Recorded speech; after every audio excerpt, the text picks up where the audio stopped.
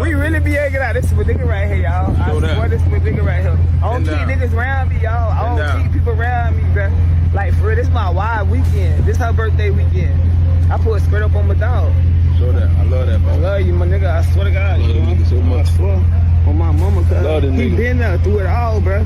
When I lost Timmy, when I lost Booney, he been through it all, y'all. Like, for real. Like, I'm knowing he 100. Never question shit about him, bro. Like, when I say you my nigga day one, don't touch them L's together, I promise you. You gonna touch the L. Mark my word. Remember I told you this, we gonna hang out so. What if the person who called himself your right-hand man was the same person plotting your downfall? What if the woman posting your pictures online, wearing matching outfits, laughing for the camera, was never really yours to begin with? And what if the answer to all of it was sitting right there in plain sight, buried inside a 6-page Instagram letter that was never supposed to be read the way the internet read it? My name doesn't matter. What matters is this story. And once you hear it, you won't be able to stop thinking about it. If this is your first time here, hit that subscribe button right now, because we cover cases that the mainstream won't touch the way we touch them. And drop a comment telling me where you're watching from. Because this case has reached every corner of the country, and I want to know how far the truth is traveling. Now, let's go back to Christmas weekend, 2025. Tyrone Davis Junior, known to his people as Drew, was alive, in love, and on camera. Or at least, that's what it looked like. The videos were beautiful. A cabin getaway, matching fits, smiles, food on the counter. The kind of content that makes strangers on the internet feel warm. The kind of relationship post that gets thousands of likes before breakfast. But here's the thing about a perfect picture. Somebody always had to build the frame. And the frame around this particular picture, it was built on something deeply, deeply wrong. Because on December 27th, 2025, Tyrone Davis Jr. was found on the side of Archer Road in Gainesville, Florida, near the Interstate 75 overpass, with injuries so severe that no one who saw him could explain them away easily. He was rushed to the hospital, and within days, he was gone. The official story from Gainesville police was straightforward. Tragic, they said. An accident. They said he jumped from a moving car. But his family said, from the very beginning, that story didn't sit right.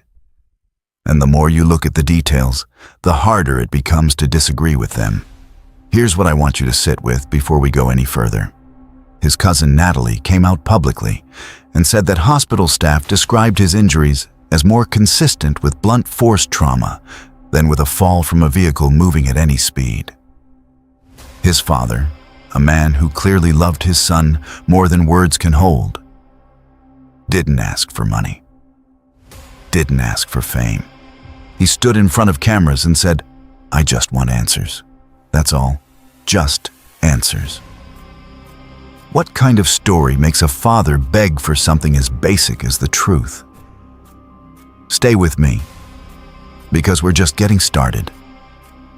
Now, to understand what allegedly happened in that cabin in Gilchrist County, about 30 minutes outside of Gainesville, you need to understand who was in it.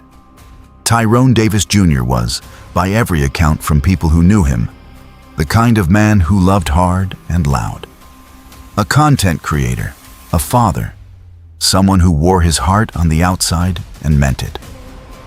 The type of person, people said, who any woman looking for a real partner would see as the full package. His girlfriend, known publicly as Lulu, was with him that weekend. And the cabin getaway, romantic, isolated, deep in the kind of county where cameras don't exist and strangers don't wander, was meant to be a gift, something special for her birthday. But here's where the story fractures. Because people who watched those videos back, frame by frame, after everything came out, they started noticing something. The joy on Lulu's face wasn't matching the moment. The laughs felt forced, the energy felt off. And when you know what came next, you understand why your gut sometimes sees things your eyes miss. A domestic dispute broke out inside that cabin.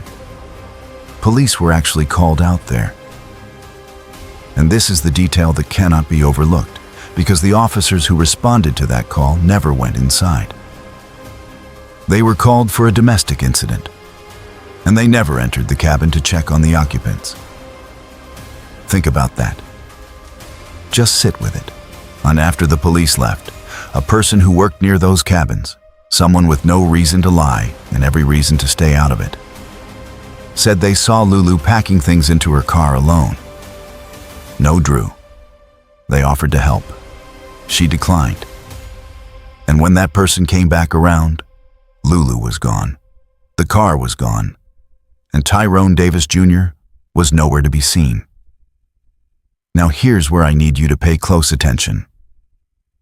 Because the next part of this timeline is where the questions stop being questions and start feeling like accusations.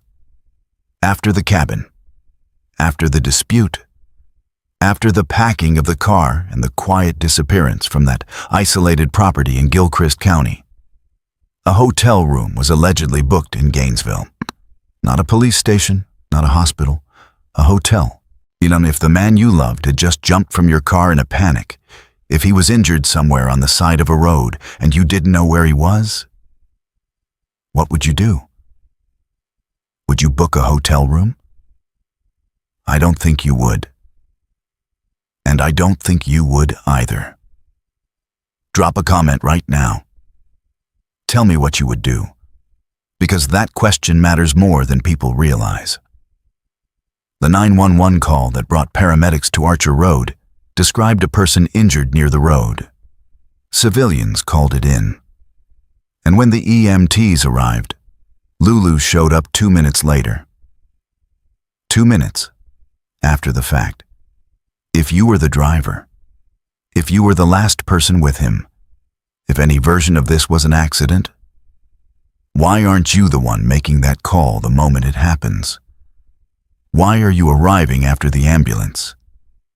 And then the story started shifting. First, it was reported that she said she hit him with the car.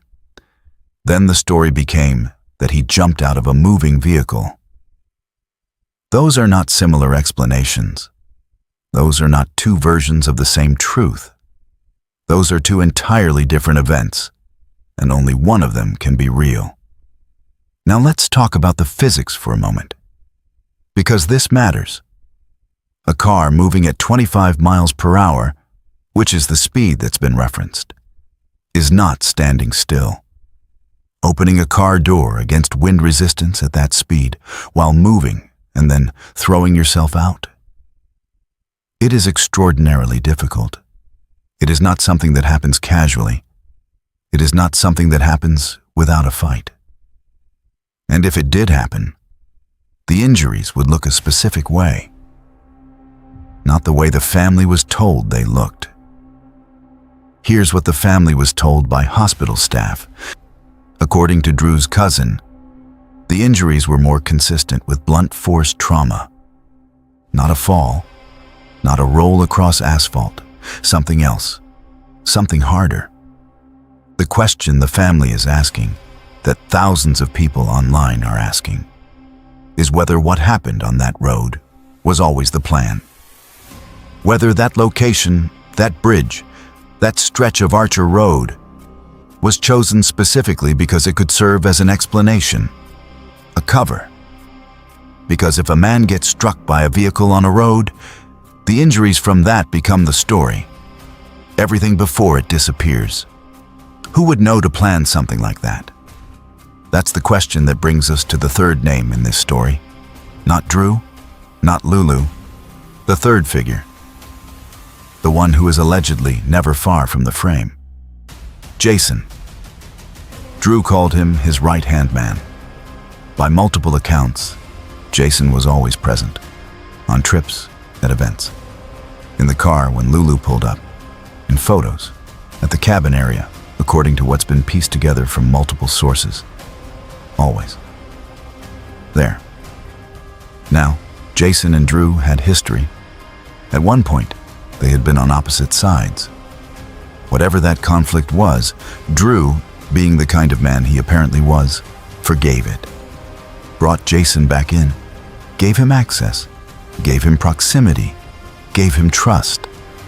And Lulu, in the 6-page statement she eventually posted to Instagram, written, it seems, in response to pressure that had been building online, mentioned that she was at the hospital with one of Drew's close friends.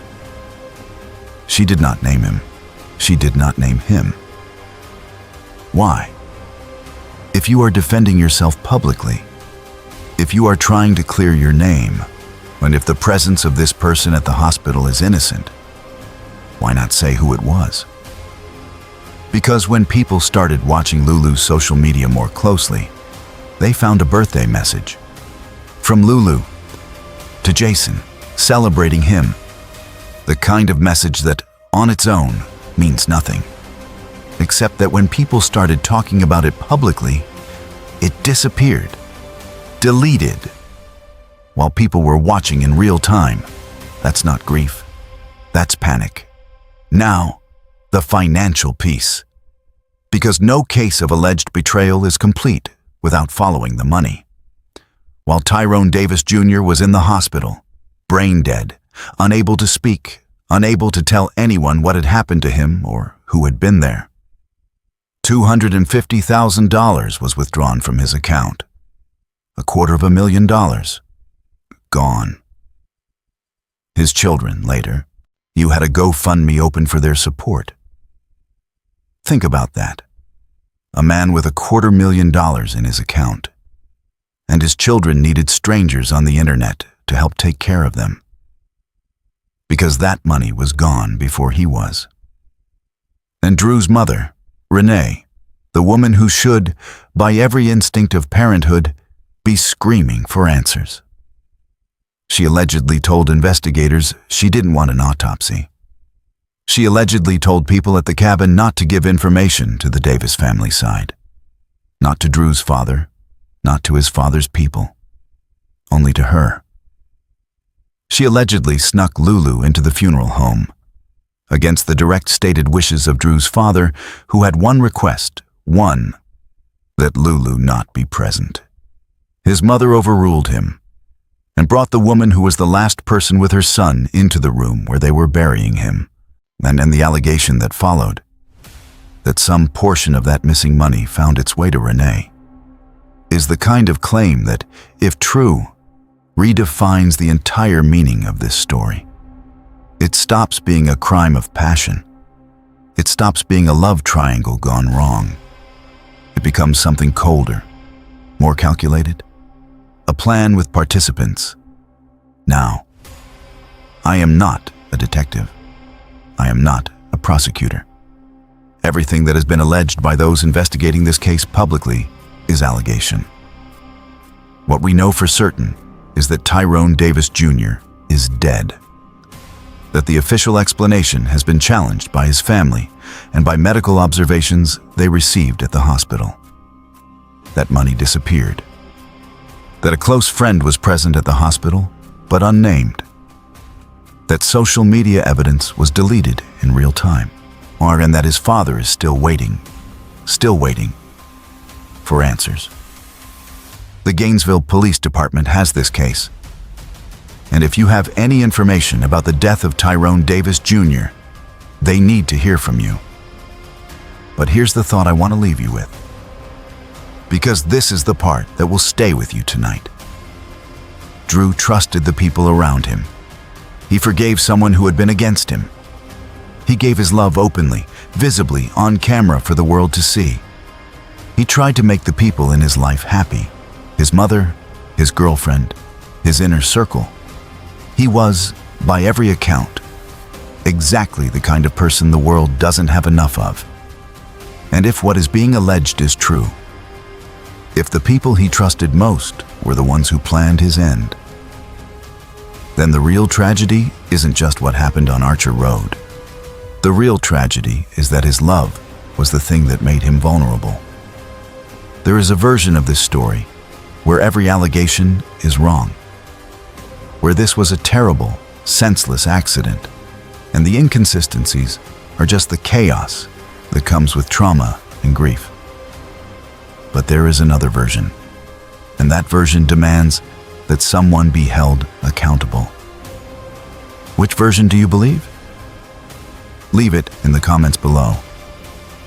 This community has pushed this story further than any single outlet could alone, and your voice, your question, your theory, your observation might be the one that matters.